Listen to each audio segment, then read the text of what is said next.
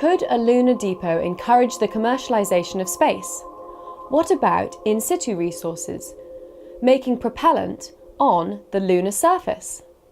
On the subject of lunar propellant and in situ resources that you hear talked about a lot, producing propellant on the moon, if you want to find out who's thinking about that, you might go to Shackleton Energy, created by Stone Aerospace.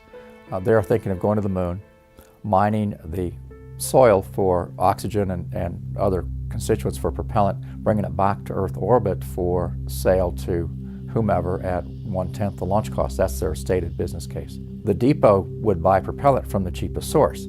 So if a depot is on the surface of the moon, the cheapest source would seem to be, very logically, in situ resources from the moon.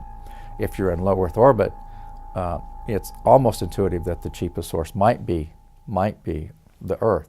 It depends on the cost of producing on the moon, the cost of launching it, and how those launch costs play out against each other to get the cheapest propellant from the source, the moon or the Earth, into the propellant depot, whether it's on the surface of the moon, in lunar orbit, in Earth-Moon L1, or in Earth orbit. So you'd really want to buy it from the cheapest source.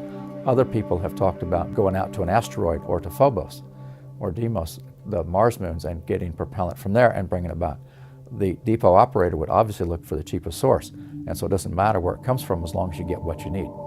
Keeping the propellant viable in space is a little more complex than shielding it from the sun. One can do it passively, that is, no mechanical systems, by just boiling off the hydrogen and venting that and losing that. Of course, you'd have to make that extra hydrogen up in the process of delivery.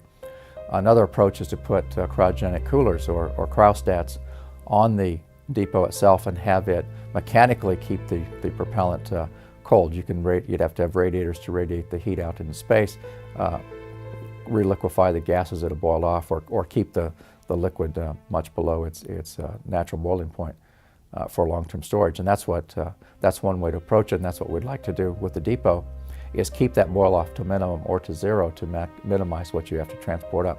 Another approach would be to transport water from the source to the depot. That makes sense from the moon to Earth-Moon L1 to transport water. You have you have full-time exposure to the sun for energy. When you're around Earth orbit, there's like a 2/3, 1/3 time you're in the sun, 2/3 of the time, 1/3 in the shadow, and you'd have to make up that nighttime process with batteries. So transporting propellant seems to me more logical. In Earth orbit, transporting water to Earth-Moon L1 would be more logical because of the power source, the availabilities. Transporting water is denser than transporting hydrogen and oxygen separately. So again, there are economies of doing it one way versus the other based on where it's going and where the depot is located. Fuel depots in space may be nodes on a critical path to the moon. They will be force multipliers, enabling a more rapid habitation of space. I'm Emma with the Moon Society.